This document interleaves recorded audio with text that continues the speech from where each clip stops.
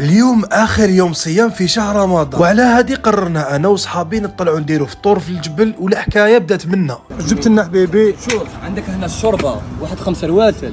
سلوات شربها. هنا لاصوص. فيش يا اخو. عندك دوج مطلوع. القارص كلش. نقول لك عباك شحال راني جايب 20 حبه. ما تحراش يا خمسة. ناكلوا احنا والحيوانات اللي حنتلاقوا بهم.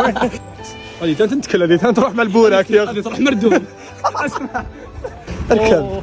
نجيب الفوتاي ديالي، الفوتاي ديالك، ومن هنا راح ديماري الحلقه. رانا في بلديه بودوه ولايه بومرداس، بلاصه شابه وناسها ناس ملاح بزاف.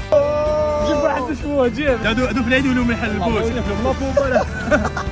غادي يقول لك العلف راه غالي. بعد ساعه مشي وصلنا للمكان اللي طلعنا على جالو، بلاصه بزاف شابه وبزاف خلويه ما توقعتهاش كامل. المهم بقاو 10 دقائق برك ويأذن المغرب، وبكل سرعه هبطنا الكراسه وهبطنا الماكله. اللي كل بلاصه خوتي شوفوا لافي شحال شابه. خيرنا بلاصه شابه وطل على غروب الشمس، وجدنا الطابله وستفنا الاطباق، وكل واحد عنده مهمه يديرها. هذه شلاضه، هذا شربه، هذا جواز، هذا زاكي، كل واحد وش جاب من دارهم. وانا حبيت نشكر الامهات الجزائريات اللي حاربوا طيله شهر رمضان على جالنا في المطبخ. ربي يحفظكم لينا ويحفظنا عليكم ويرحم كامل اللي ماتوا. وكان هذا اخر فطور مع اصحابي في رمضان، يوم بزاف ممتع. قصرنا، لعبنا، ضحكنا وعاودنا هبطنا، وجاتنا لحظه ادراك باللي فرمشة عين خلاص رمضان. المهم خوتي صحه فطوركم وصحه عيدكم، نتلاقاو في الفيديو الجاي. السلام عليكم.